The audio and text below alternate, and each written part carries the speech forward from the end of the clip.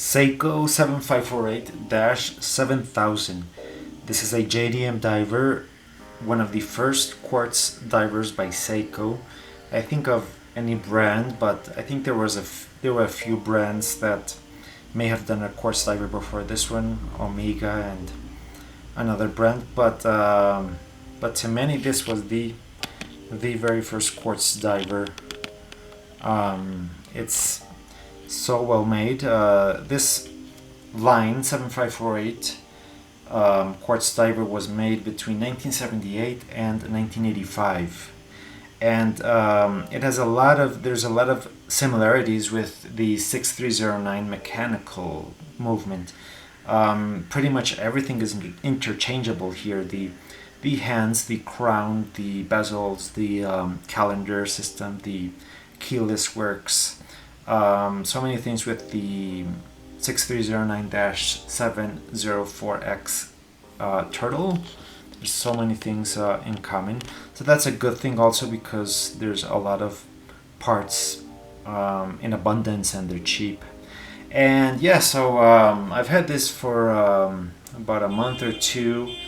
And yeah, sorry, there's a street next door and there's cars beeping. Yeah, I just had it serviced, and yeah, you may be wondering, well, if it's quartz, why was it serviced? Well, this was actually meant to be serviced. This movement, it was back in the day when Seiko was just in its infancy regarding quartz. Maybe quartz started in 69, 70, and this came in 78. So less than a decade after quartz was invented, so we still didn't know, it was the big thing. Still, we didn't know that maybe 20 or 30 years later, some people would look as quartz in a bit more of an inferior way, but I don't think so. Yeah, if you know, if you do your research, and as the saying goes, if you know, you know, that this movement, this reference is really a notch above your average quartz movement. It's fully metallic. Well, not fully 100%, but the majority is pretty much everything metal.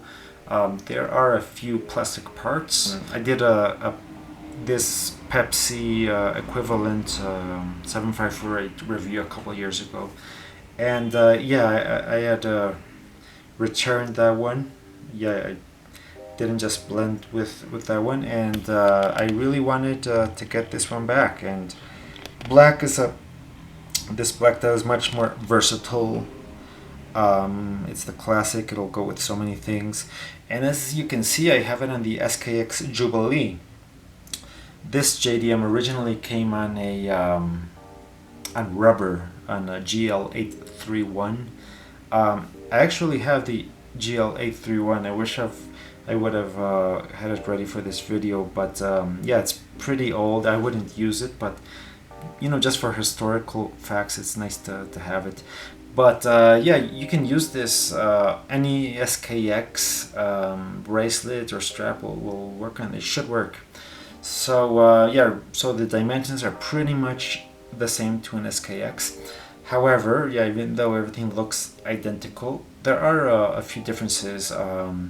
This is a tiny bit short in dimensions. So the SKX is 46 millimeters, but with my calipers I would get like 45.5 of lug to lug, and I got, if I recall correctly, 13 of thickness and 42 millimeters. But yeah, I think it's just a notch more compact. This wears so well on the wrist. I had it for a few weeks straight, and yeah, I could feel that it just felt a little bit slimmer on the wrist, like less. The SKX is more like more stubby, more clumsy, if that makes sense, like more compact. So it's a little bit feels more compact. I think also it's because of the tsunami wave on the SKX is like more protruding, This seems to be a little bit more elegant. And yeah, the crown is exactly at 4 o'clock. The bezel, the bezel system is a little bit different here. So here we have a 60 click bezel. It feels more toolish, and there isn't a spring like the SKX and modern Seiko divers, beneath. There isn't that metal spring, but there's like a ball system, like a ball bearing system. You just turn. It's very simple, but yet effective, I think. And the crown system, I just love the crown system because it's a bit more complicated in the sense that there's a washer, there's a spring, there's like 3 or 4 parts where you can disassemble it.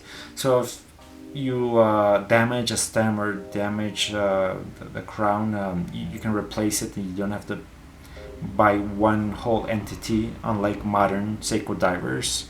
So the crown system, it's buttery smooth. I really love that it's so smooth to unwind and wind.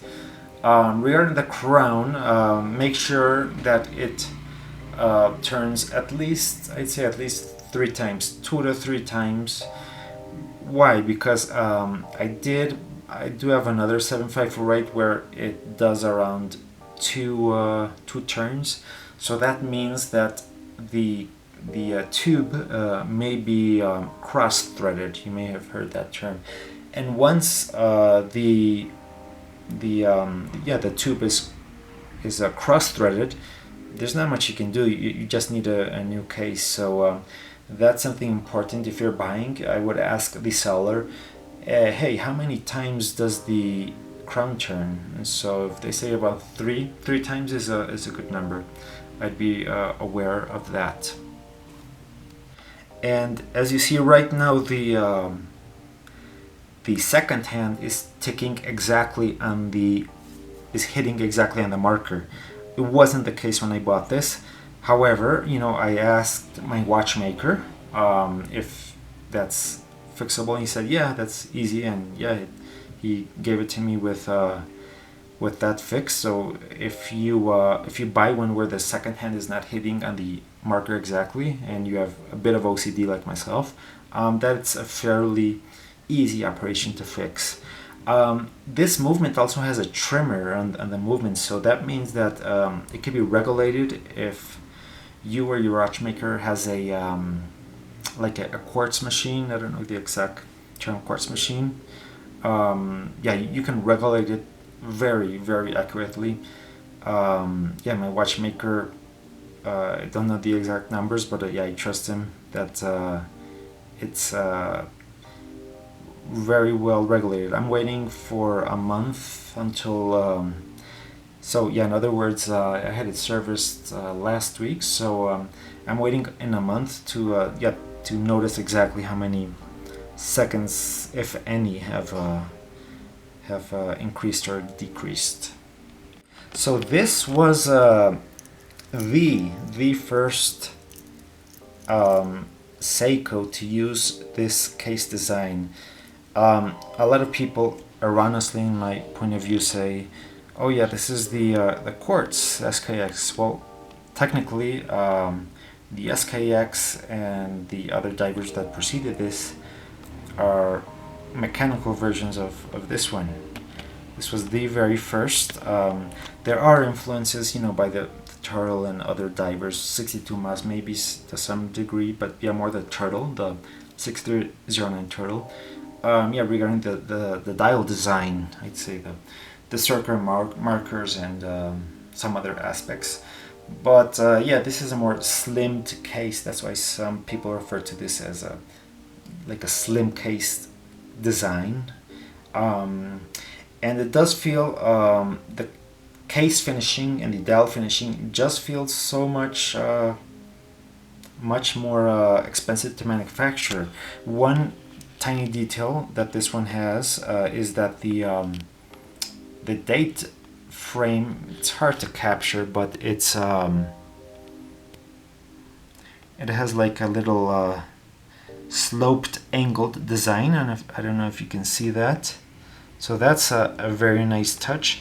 The 6309 Turtles had that, but I believe, yeah, later on you don't see that design very much, but it's a very small detail. It also helps to, to to figure out if you have the, original dial. The hands also have like a polished finishing, which is just a very nice touch. So I said that this reference was made between 78 and 85, if I'm not mistaken, so it's a pretty good run. The bezel is, aluminum, but it's the early versions, the early years were matte. So this is from 1982 or 81, 82.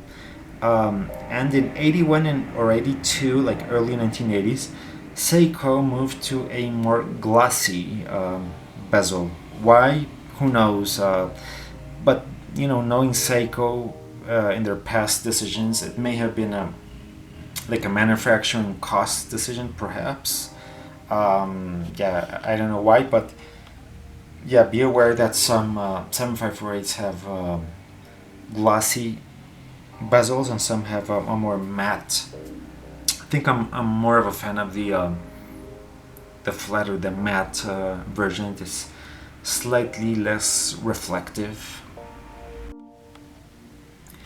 And the good thing about this reference is that since it was made for quite a while, you can find this for dirt cheap. Back in the day, this reference cost 35,000 Japanese yen, which was a lot back then, and it cost as much as an Omega Seamaster and just below a Submariner. I don't know the retail of a Submariner, but the Submariner in 1978 was just a little bit more. It wasn't like today where it's multiples over most Seiko divers. Yeah, so this was an expensive diver. It was even more expensive than the 6306, which is JDM, and the 6309 Turtles. And today it's the other way around. Roughly, they're like twice more expensive, the Turtles, or sometimes more. So that's a good thing, because these are so undervalued on today's market. So I would look on Japan auctions or on forums on eBay. You can find them for you have to do your research, make sure everything works out, and what I said about the crown, and I'd have it serviced, and you'd have a hell of a beater, of a daily driver. This thing serviced like I just did, it'll be good for many decades, I'd say. And the gaskets were changed, and it was pressure tested. So yeah, I think that's a hell of a deal. This watch for a JDM diver, over engineered, mostly metal movement. That's one hell of a deal. And everything today is mostly plastic and whatnot. Here it is on my 6.5-inch wrist on the SKX bracelet. This looks really good on rubber, and I use it on an Uncle Straps GL831 a lot. But yeah, this is just so pretty. Alright, so that was just a little quick overview on this 7548 diver. I know there's a ton of reviews on this specific model, but I just wanted to give my opinion, and stay tuned, because I will do a comparison between the SKX and the other Slim Turtle diver and this one, just to see what types of differences, if any, regarding finishing or tiny little minuscule things. Thank you.